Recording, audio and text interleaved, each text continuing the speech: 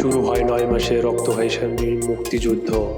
৩০ লক্ষ শহীদের রক্ত, ২ লক্ষ মা বোনের সম্মানের বিনিময়ে পেয়েছি আমরা এই স্বাধীনতা।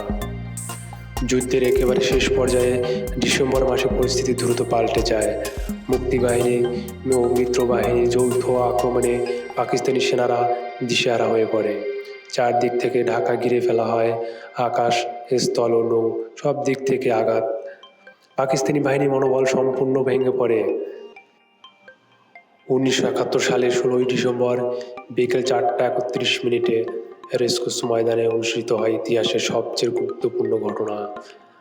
পাকিস্তানি বাহিনীর পক্ষে লেফটেন্যান্ট জেনারেল A.A.কে নিয়াজি, মিত্রবাহিনীর পক্ষে লেফটেন্যান্ট জেনারেল জগদীশ সিং আরোরা। আর তখন আনুষ্ঠানিকভাবে স্বাক্ষর করা হয়